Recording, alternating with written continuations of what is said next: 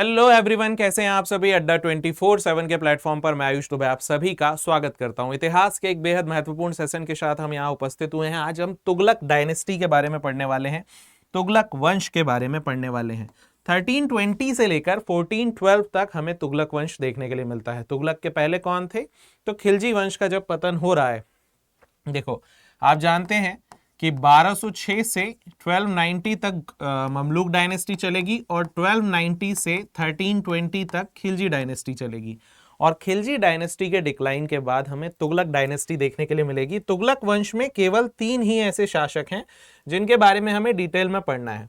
जैसे हम तुगलक डायनेस्टी की बात करें तो देखिए ये किसी जाति का नाम नहीं है ना। Tughlaq is not a caste और ethnic name but the personal name, मतलब जो तुगलक जो सुल्तान था गयासुद्दीन तुगलक, उसी के नाम से हमको ये कहीं ना कहीं तुगलक डायनेस्टी देखने के लिए मिलेगी।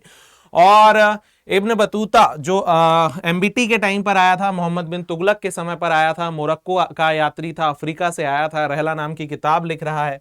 बाद में एमबीटी उसे काजी भी बना देगा और अपना दूत बनाकर भी भेजेगा।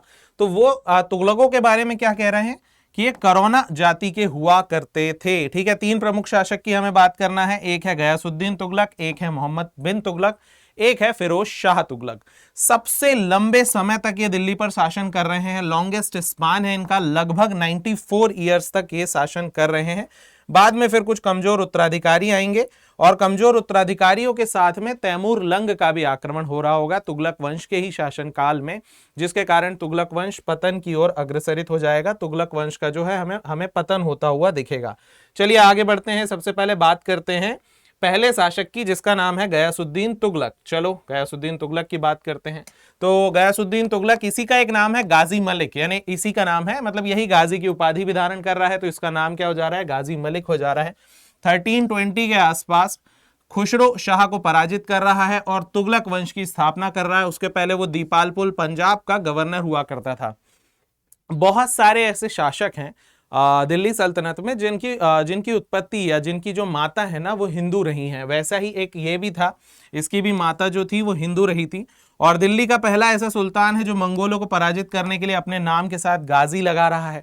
शराब की बिक्री, जुआ खेलने पर प्रतिबंध लगा रहा है। संगीत पर देखिए, अपोज टू म्यूजिक, यानी संगीत पर भी प्रतिबंध लगा रहा है।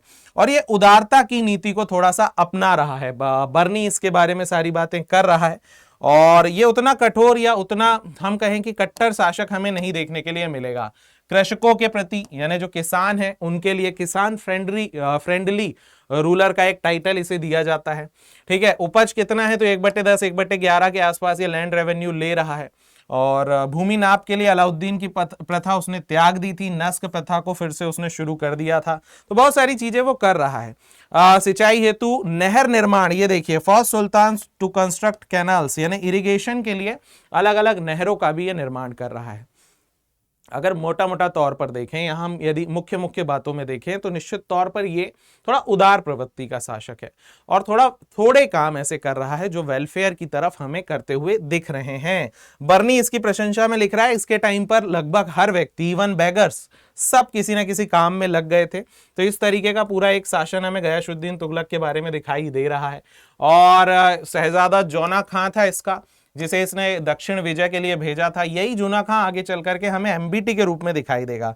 तो आगे इसकी मृत्यु कब हुई? तो देखिए, लकड़ी के महल के गिरने से 1325 में इसकी मृत्यु हो गई थी।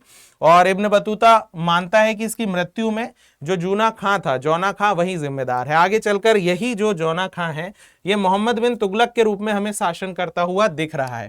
दिल्ली सल्तनत का सर्वाधिक विद्वान शासक भी है, सर्वाधिक विवादित शासक भी है, विरोधाभासों से युक्त शासक भी है। और कुछ इतिहासकार तो यहां तक कह देंगे कि या तो बहुत विद्वान है या सबसे ज्यादा मूर्ख शासक है, ऐसा इसके बारे में कहा जाता है। एमबीटी हम इसे शॉर्ट में कहते हैं।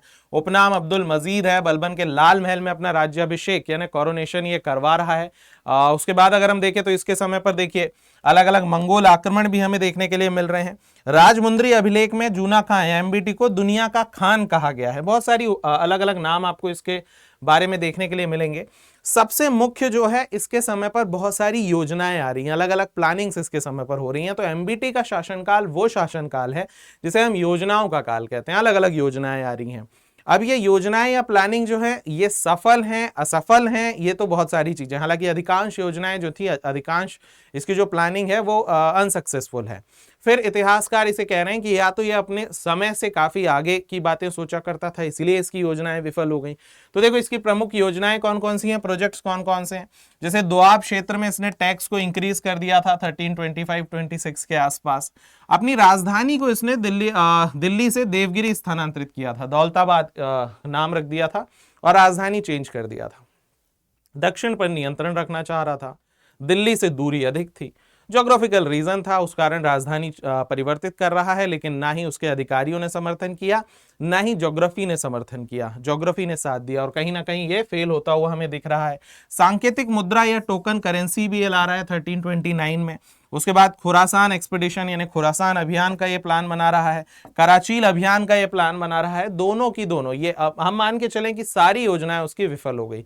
सबसे इंपॉर्टेंट ये थी टोकन करेंसी, सांकेतिक मुद्रा, और इस समय पर तो ऐसा हुआ कि हर घर टकसाल बन गया था, है ना, इसे धनवानों का राजकुमार तक कह दिया गया था। मतलब एक इन्फ्लेशन वाली स्थिति, क्योंकि लोगों के पास पैसा बहुत है लेकिन समाज हम कहते हैं ना कि बाजार में वस्तुएं नहीं हैं, अब आप समझेंगे तो वो इकोनॉमी वाले ज्यादा बेहतर तरीके से इसको समझेंगे। इन्फ्लेशन कि लोगों के पास पैसा है, वस्तुएं कम है, जिससे महंगाई बढ़ रही है बाजार में, वो वाली सिचुएशन भी इस शासक के समय हमें देखने के लिए मिलती है। तो ये एमबीटी की अलग अलग योजनाएं हैं और एमबीटी का पूरा काल योजनाओं से संबंधित काल ही था। देखिए जब इसकी मृत्यु हुई ना, तो एक राइटर है, एक इतिहासकार है बदायूनी, वो क्या लिख रहा है कि सुल्तान को उसकी प्रजा से, प्रजा को उसके सुल्तान से मुक्ति मिल गई, इस तरह के कथन कहे जाएंगे। एल्फिंस्टन एक इतिहासकार है जो कह रहा है कि इसमें पागलपन का कुछ अंश विद्यमान था, यानी यहां तक कि इसके बारे में बातें की जाती है। किसके बारे में हम बात करें, एमबीटी के बारे में। 1342 के आसपास इब्न बतूता को चीनी सम्राट तोगन तिमूर के दरबार में अपना राज्याभिषेक बनाकर भेज रहा है। तो इब्न बतूता इसी के टाइम पर आया था, जो मोरक्को का यात्री हुआ करता था, उसे एक काजी भी बना रहा है और बाद में ये भेज भी रहा है। फिर आया फिरोज शाह तुगलक। अब फिरोज शाह तुगलक कौन था, तो फिरोज शाह तुगलक की बात करें तो एमबीटी का चचेरा भाई था। कमालुद्दीन फिरोज इसका मूल नाम है, पीस लविंग पर्सन ये हुआ करता था, ऐसा इतिहासकारों ने लिखा है, लेकिन इतिहासकारों की बातों पे बहुत ज्यादा भरोसा नहीं होना चाहिए। देखिए खुद को स्वयं को खलीफा का नाइब इसने घोषित किया था, 2 बार इसने खिल्लत भी प्राप्त की थी, एक निर्वाचित सुल्तान हुआ करता था। ये सारी महत्वपूर्ण बातें हैं और फिरोज शाह तुगलक के बारे में। सीमा विस्तार के आधार पर थोड़ा पब्लिक वेलफेयर का काम कर रहा है, ठीक है, कुछ स्टेटमेंट भी है उसके। मुख्य बात यह है ब्राह्मणों पर भी ये जजिया कर लगा रहा है। नेहरू द्वारा सिंचित भूमि पर हवे शर्व नामक कर भी ये लगा रहा है। फिरोज शाह के समय ना अलग अलग विभाग हमें बनते हुए दिखेंगे, तो इसका समय या इसका जो पूरा टेन्योर है वो अलग अलग विभागों का कार्य हम कह सकते हैं। विदेश नीति के बारे में बात करें तो देखो फिरोज के कमजोर व्यक्तित्व के कारण दिल्ली सल्तनत का हमें कहीं ना कहीं पतन होता हुआ हमें दिख रहा है। उसके अलावा देखिए बंगाल से लौटते समय फिरोज ने उड़ीसा के जाजनगर पर हमला किया था। फिरोज ने पुरी के जगन्नाथ मंदिर पर भी जो है हमला किया था। तो फिरोज के बारे में ये महत्वपूर्ण बातें हैं। और राज्य के खर्च पर हज की व्यवस्था करने वाला दिल्ली का पहला सुल्तान यही था, फिरोज हुआ करता था। तांबे के अद्धा और बिक सिक्के इसने चलाए। चांदी का एक सिक्का इसने चलाया जिसका नाम था शंशगनी। तो शंशगनी नामक सिक्का भी कौन लेकर आया, फिरोज लेकर आया। एलियट एल्फिंस्टन, ये अलग अलग इतिहासकार जो ये कह रहे हैं फिरोज को सल्तनत युग का अकबर कह रहे हैं। ऐसे क्वेश्चंस जो होते हैं, ऐसे फैक्ट जो होते हैं ना, वो हमारे लिए बहुत ज्यादा महत्वपूर्ण होते हैं। उसके बाद कुछ और लेटर तुगल शासक हमें देखने के लिए मिलेंगे। फिरोज के बाद गयासुद्दीन तुगलक द्वितीय जो तुगलक शाह था वो आया, फिर अबू बकर आया, मोहम्मद शाह आया, अलाउद्दीन सिकंदर शाह आया, लेकिन सभी कैसे हैं, वीक हैं, सभी निर्बल शासक हैं। और तुगलक वंश का अंतिम शासक के रूप में नासिरुद्दीन महमूद 1394 से 1412 देखने के लिए मिलेगा, जहां तैमूर लंग ने भारत पर आक्रमण किया था। ये वाला फैक्ट भी इंपॉर्टेंट है। 1398 में तैमूर लंग ने भारत पर आक्रमण किया और उसके बाद फिर आपको आगे चल के खिलजी डायनेस्टी देखने के लिए मिलेगा। तो यही सबसे महत्वपूर्ण बातें हैं।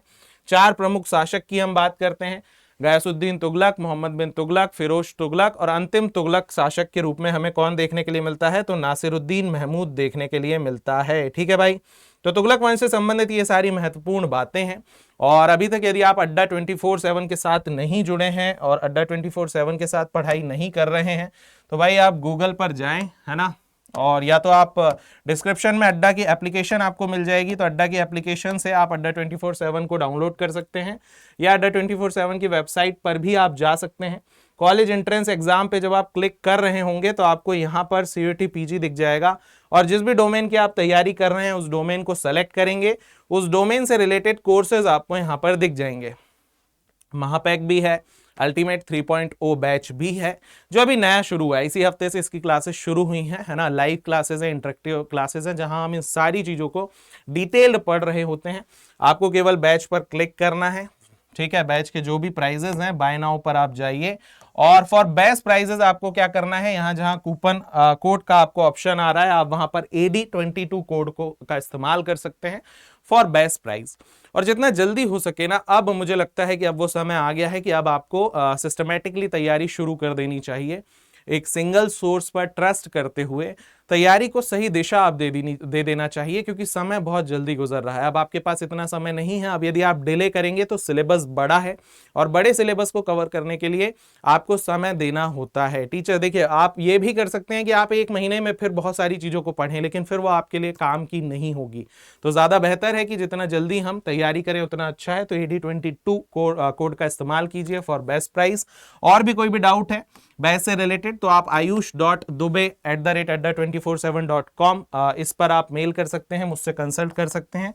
उसके अलावा टीम से बात करनी है तो 9667589247 पर टीम से भी बात कर सकते हैं। साथ में आपको एक गूगल फॉर्म का लिंक मिलेगा डिस्क्रिप्शन में, उस गूगल फॉर्म के लिंक से आपकी तैयारी से रिलेटेड, प्रिपरेशन से रिलेटेड डोमेन फैकल्टी के साथ जो भी डाउट है आप हम तक पहुंचा सकते हैं। अड्डा 24/7 का ऐप भी आपको डाउनलोड कर लेना है। और साथ ही साथ अभी तक यदि आपने हमारा टेलीग्राम चैनल ज्वाइन नहीं किया है तो ये टेलीग्राम चैनल का QR है भाई, जल्दी से जाइए, इसको स्कैन कीजिए, टेलीग्राम चैनल को ज्वाइन कीजिए। टेलीग्राम चैनल का नाम है Ayush sir history and geography. पढ़ाई करते रहें और जो भी डाउट्स हैं वो हम तक पहुंचाएं जितना जल्दी हो सके। अब आप अपनी तैयारी को शुरू करें, सही दिशा में शुरू करें। मिलते हैं लाइव बैच में। जय हिंद, जय भारत, नमस्कार।